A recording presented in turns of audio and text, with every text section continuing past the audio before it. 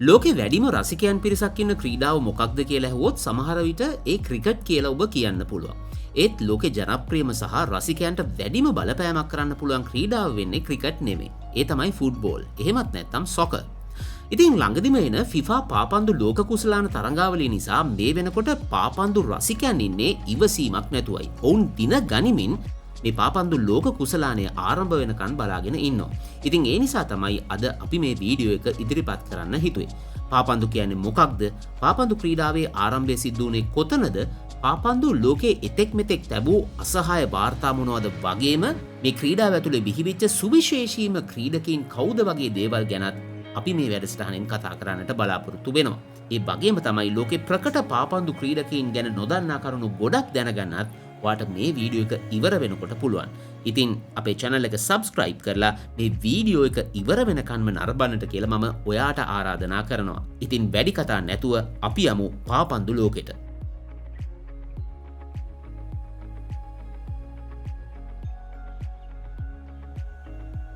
Football කියන්නේ බොහොම ඈත අතීතයක් තියෙන ක්‍රීඩාවක්. මිනිස්සු තමුන්ගේ කාලය ගෙවා දමන්න වගේම විනෝදාස්වාදය සඳහාත් මේ ක්‍රීඩාව කරයි කියලා තමයි වාර්තා වෙන්නේ. ඉතින් අද වගේම පන්දුවකට පාදයෙන් පහර දීම තමයි මේ ක්‍රීඩාවේ මූලික හරය වෙලා තියෙන්නේ.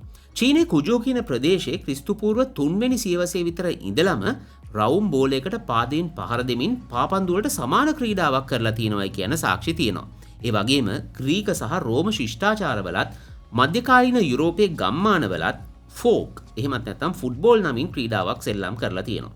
නමුත් නිල වශයෙන් පාපන්දු ක්‍රීඩාව ආරම්භ වුණ විදිහ නම් ඊට වැඩිය ටිකක් වෙනස්. මුලින්ම පාපන්දු ක්‍රීඩාව 19 වෙනි සියවසේ එංගලන්තයේ පාසල්වල ක්‍රීඩා කළා.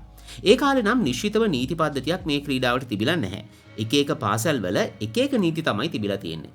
ඊටත් ටික කාලයකට පස්සේ ඒ කියන්නේ 1848 දී වගේ තමයි පාපන්දු ක්‍රීඩාවට පොදු නීතිමාලාවක් සම්පාදනය වෙලා තියෙන්නේ. ඒ වගේම 1863 දෙසැම්බර් මාසයේ පළමු වතාවට ෆුට්බෝල් ඇසෝසියේෂන් නමින් සංගමයක් කරහා නිල වශයෙන් ෆුට්බෝල් ක්‍රීඩාවට පැහැදිලි පදනමක් සකස් වෙනවා. පළමු වතාවට නීති පද්ධතියක් සහිතව විනිශ්චය මණ්ඩලයක් පළමුවරට ෆුට්බෝල් තරගයක් නිල වශයෙන් විනිශ්චය කරන්නෙත් මේ කාලෙදිමයි. ඊට පස්සේ ෆුට්බෝල් ක්‍රීඩාව යුරෝපයේත් ලෝකේ පුරාමත් පැතිරුණා. එදා ඉඳන් අද දක්වා කාලය අරගෙන බලනකොට ෆුට්බෝල් ක්‍රීඩාව සෑහෙන දුරක් ඇවිත් තියෙනවා.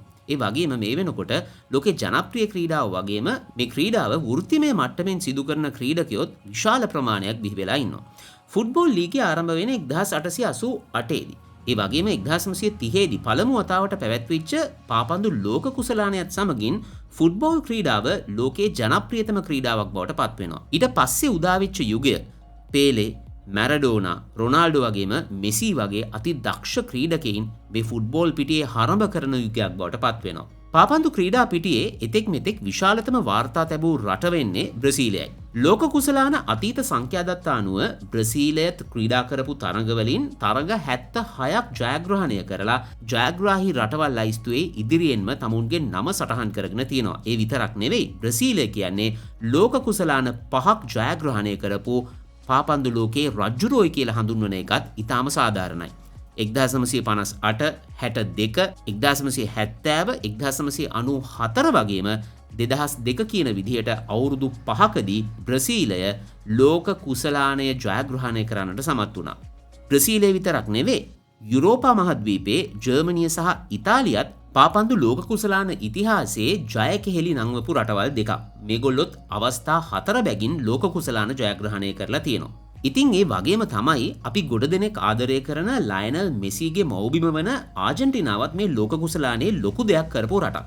2022 ලෝක කුසලාන ජයග්‍රහණයත් ඇතුළුව ආජන්ටිනාව මේ වෙනකොට ලෝක කුසලාන 3ක් හිමි කරගෙන තියෙනවා. ඉතින් වර්තමානයේ වෙනකොටත් ආජන්ටිනාව පාපන්දු ලෝකයේ ඊටාම ප්‍රබල රටක් විදිහට තමයි සැලකෙන්නේ. ඇත්තටම ආජන්ටිනාවේ වර්තමාන සාර්ථකත්වයට ප්‍රධානතම හේතුව තමයි ලයනල් මෙසි කියන මේ සුපිරි පාපන්දු තාරකාව. මීට අමතරව උරුගුවේ රාජ්‍ය සහ ප්‍රංශයත් යුරෝපය නියෝජනය කරමින් පාපන්දු ලෝලින් අතර ඉතාම ප්‍රසිද්ධ රටවල් අතරට ඇතුළත් වෙලා ඉන්නවා.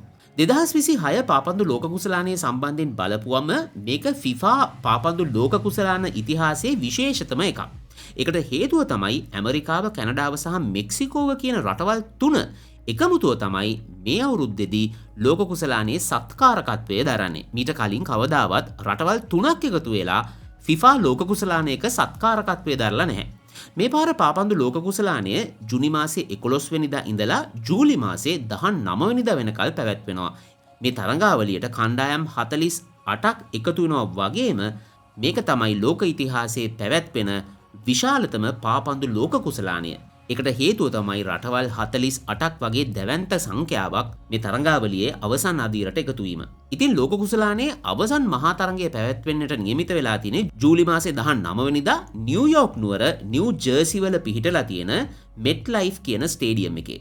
ඒ වගේම තමයි මේ පාර ලෝක කුසලානයේ සත්කාරකත්වය ලබා දෙන රටවල් ගත්තට පස්සේ කැනඩාව ලෝක කුසලානයේ සත්කාරකත්වය ලබා දෙන්නේ පළමුවෙනි වතාවට. හැබැයි ඇමරිකාවත් මෙක්සිකෝවත් මීට කලින් අවස්ථා එකකට වඩා වැඩි සංඛ්‍යාවකදී මේ සත්කාරකත්වය දරලා තියෙනවා.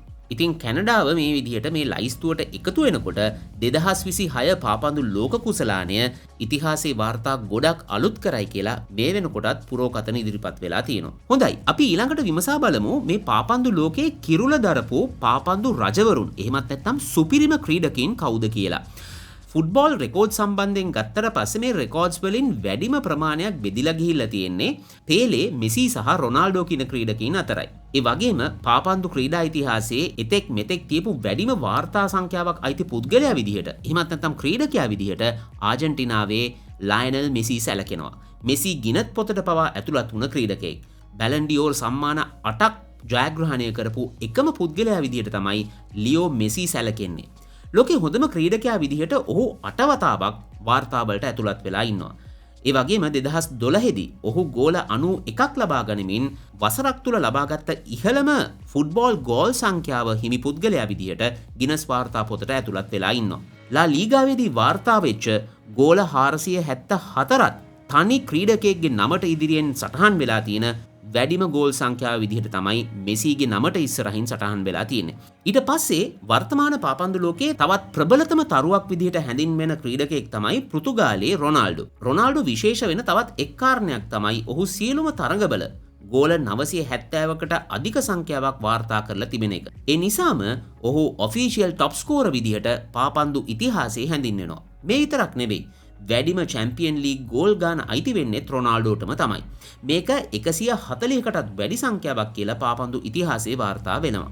ඒ වගේම බැලන් ඩිෝර් කුසලානය 5 වතාවකදී ජයග්‍රහණය කරන්නට රොනාල්ඩෝ සමත් වුණා. විතරක් නෙමෙයි, අවුරුදු 40 ඉක්මවලත් පාපන්දු ක්‍රීඩා පිටියේ දැවැන්ත චරිතයක් විදිහට ක්‍රියාශීලීව තමන්ගේ ආධිපත්‍යය පතුරවන්නට රොනාල්ඩෝ සමත්. හැබැයි මෙසිගේ රොනාල්ඩෝගේ යුගයට කලින් පාපන්දු ලෝකයේ ජයකේලි නංවපු ක්‍රීඩකයෙක් තමයි බ්‍රසීලයේ පාපන්දු තාරකාව පේලේ. පේලේ කියන්නේ ලෝක කුසලාන ජයග්‍රහණ 3කට දායකත්වයේ දක්වපු සුපිරි ක්‍රීඩකයෙක්. වාර්තාවලට අනුව ඔහුත් ගෝල 1000කට වඩා වැඩියෙන් වාර්තා කළයි කියලා සඳහන් වෙනවා. හැබැයි ඒ කාලේ තිබුණ සංඛ්‍යාදත්ත සටහන් කිරීමේ අඩුපාඩුකම් නිසා මේ පිළිබඳව විවිධ මතිමතාන්තර සහ විවාදත් තියෙනවයි කියන එක අපි අමතක කරන්න හොඳ නැහැ. මීට අමතරව ගත්තම බ්‍රසීලයේ ඩැනි ඇල්විස් ලෝක කුසලානයක වැඩිම ගෝල සංඛ්‍යාවක් වාර්තා කරපු ජර්මනියේ මිරෝස්ලීව් ක්ලෝස් වගේම වර්ල්ඩ් කප් 3ක ආරම්භකයා වෙන බ්‍රසීලයේ කැෆූත් ෆුට්බෝල් ඉතිහාසයේ ප්‍රබලතම චරිත අතර ඉහළින්ම නම රඳවලා තියෙනවා. සොකර්වල දක්ෂතම ක්‍රීඩකයා කියලා වෙන කෙනෙක් හඳුන්වන්න බෑ. මොකද එක එක යුගවල් වලදී එක එක ක්‍රීඩකයින් එක එක දේවල් වලට දක්ෂතා පෙන්වලා තියෙනවා. ඒ විතරක් නෙවෙයි, ඒ ක්‍රීඩාවේ ගුණාත්මක භාවය, ක්‍රීඩාව සඳහා භාවිතා කරන පාපන්දුවේ ඉඳලා ක්‍රීඩා පිටි, ගෝල කණු මේ වගේ ගොඩක් දේවල් වල තියෙන පහසුකම් සහ ගුණාත්මක භාවය වැඩිවීමත් එක්ක ඒ ක්‍රීඩකයින්ගේ දක්ෂතාවය උනොත් දියුණු උනායි කියන එක අපිට අවිවාදයෙන්ම පිළිගන්නට සිද්ධ වෙනවා. ඉතින් එක එක යුගවලදී මේ ක්‍රීඩාවේ හිණිපෙත්තටම ආපු ක්‍රීඩකයින් එකිනෙකා හා සංසන්දනය කිරීම එතරම් සාධාරණ නැහැ කියන එකයි අපේ මතය. ඉතින් මේ විදිහට සඳහන් කරපු ක්‍රීඩකයින් හැරුණම තව එක ක්‍රීඩකයෙක් ගැන සඳහනක් නොකළොත් මං හිතන්නේ ඔයා අපි එක්කත් අමනාප වෙයි. ඒ තමයි ඩියාගෝ මැරඩෝනා. ඔහුත් ආජන්ටිනාව බිහි කරපු සුවිශේෂීම පාපන්දු ක්‍රීඩකයෙක්. ඒ වගේම අද වෙනකොට ලෝකයේ පාපන්දු ලෝලීන් අතර තියෙන ජනප්‍රිය කතාවක් තමයි මෙසි වෙනුවෙන් ආජන්ටිනාවේ අනික් ක්‍රීඩකයෝ ලෝක කුසලානයක් දිනා දුන්නට ඇත්තටම දියාගෝ මැරඩෝනා ආජන්ටිනාව වෙනුවෙන් ලෝක කුසලානයක් දිනා දුන්නයි කියලා. ඒ 1986 අවුරුද්දේදී. 1990 අවුරුද්දේදීත් ඔහු සමත් වුණා තමුන්ගේ රට ලෝක කුසලාන පාපන්දු තරඟාවලියේ අවසන් මහා තරඟය දක්වාම අරගෙන එන්න. හැබැයි ඒ අවස්ථාවේදී ඒ අවසන් මහා තරඟය ජයග්‍රහණය කරන්න ඔවුන් සමත් වුණේ නැහැ. ඉතින් දියාගෝ මැරඩෝනා ගැන ඉතාම නුදුරේදී තවත් සුවිශේෂී වැඩසටහනක් ඉදිරිපත් කරන්නට බලාපොරොත්තු වෙන්න ඉන්න හින්දා මේ මොහොතේදී එයා ගැන වැඩියෙන් සඳහන් කරන්නේ නැහැ. ඉතින් මේ සියලුම කාරණා නිසා FIFA ලෝක කුසලානය කියන්නේ ලෝකේ ජනප්‍රියතම සහ විශාලතම ක්‍රීඩා සම්බන්ධ උත්සවයක්. මේක දෙවෙනි වෙනවා නම් දෙවෙනි වෙන්නේ ඒ ඔලිම්පික් උළෙලට විතරයි. ඉතින් ලෝකේ ජනගහනයෙන් හරියටම භාගයක් විතර මේ ක්‍රීඩා උත්සවයත් එක්ක ගැට ගැහිලා ඉන්නවා. ඒ වගේම මේ අවුරුද්දේ මේ තරඟාවලියට සහභාගී වෙන ඉහළ රටවල් සංඛ්‍යාව නිසා මේ 2026 ලෝක කුසලාන තරඟාවලිය ඊටාම සුවිශේෂී එකක් වෙයි කියලා ගොඩ දෙනෙක් බලාපොරොත්තු වෙනවා. ඒ වගේම තමයි දැනට පාපන්දු ලෝකයේ ජය කෙහෙලි නංවන ක්‍රීඩකීන් කිහිප දෙනෙකුගේම ක්‍රීඩා ජීවිතයේ අවසානයේ එහෙමත් නැත්නම් අඩුම ගානේ ඒගොල්ලන්ගේ අවසාන FIFA World Cup එක මේක බවට පත්වෙයි කියන එකත් රහසක් නෙවෙයි. විශේෂයෙන්ම ආජන්ටිනාවේ මෙසි පාපන්දු ලෝක කුසලානයක ක්‍රීඩා කරනවා මීට පස්සේ තවත් අවස්ථාවක දැක ගන්නට ලැබෙන එකක් නැහැ. ඔහුම සඳහන් කරලා තියෙනවා 2026න් පස්සේ ආයෙම පාපන්දු ක්‍රීඩාවට සහභාගී වෙන්නේ නැහැ කියලා. ඒකට ප්‍රධානතම හේතුව තමයි මේ අවුරුද්දේ ඔහුට වයස අවුරුදු 39 සම්පූර්ණ වෙන එක.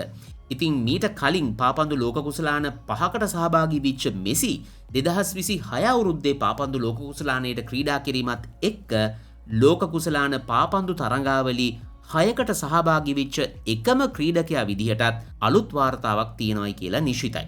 ඉතින් මෙසි ඇරුණම දැනට ලෝකෙ ඉන්නේ අනෙක් සුපිරි පාපන්දු තාරකාව තමයි රොනාල්ඩෝ. ගොඩ දෙනෙක් සැකෙන් හිටියා රොනාල්ඩෝ මේ අවුරුද්දේ ඇත්තටම ක්‍රීඩා කරයිද කියලා. කොහොම වුණත් 41 වෙනි වියේ පසු වෙන රොනාල්ඩෝ මේ වෙනකොට ලෝක කුසලානයට සහභාගී වෙන බව අහවුරු කරලා තියෙනවා විතරක් නෙමෙයි ඔහු ඒ සඳහා ඉතාම හොඳ සූදානමකින් පසු වෙනවා. හැබැයි ඔහුත් මේ ලෝක කුසලානයෙන් පස්සේ තවත් ලෝක කුසලානයකට සහභාගී වෙන්නේ නැහැ කියන එක ඔහුත් ප්‍රකාශ කරලා ඉවරයි.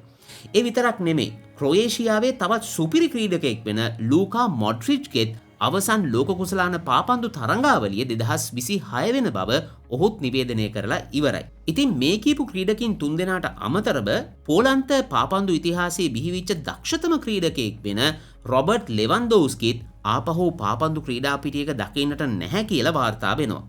ඒ විතරක් නෙවෙයි පාපන්දු ක්‍රීඩාවේ ස්වයිපර් කීපර් රූල් එක හඳුන්වලා දීපු ජර්මනියේ මැනුවෙල් නොයර්ගෙත් අවසන් ලෝක කුසලාන පාපන්දු තරඟාවලිය 2026 FIFA ලෝක කුසලාන පාපන්දු තරඟාවලිය බවට පත්වෙයි. මේ අය හැරුණුකොට බ්‍රසීලයේ නේමා, ගුයිලමෝ ඔෂෝවා වගේම කෙවින් ඩි බ්‍රයිනුත් විවිධ හේතු නිසා මේ වෙනකොට මේ ලෝක කුසලානයෙන් පස්සේ පාපන්දු ක්‍රීඩා පිටියෙන් සමුගන්නට තීරණය කරලා තියෙනවා. ඉතින් අපි බලමු තවත් පැය කිහිපයකින් ආරම්භ වෙන මේ පාපන්දු ලෝක කුසලාන තරඟාවලියේදී මොකක්ද සිද්ධ වෙන්නේ කියලා. මේ වැඩසටහන ගැන ඔයාගේ අදහස් කමෙන්ට් එකක් විදියට සටහන් කරන්නත් අපේ channel එක subscribe කරලා දිගටම විමර්ශා එක්ක රැඳී ඉන්නටත් අමතක කරන්නට එපා. ආයෙත් මේ වගේම ලස්සන වැඩසටහනකින් ඉක්මනින්ම හමු වෙමු. ආයුබෝවන්.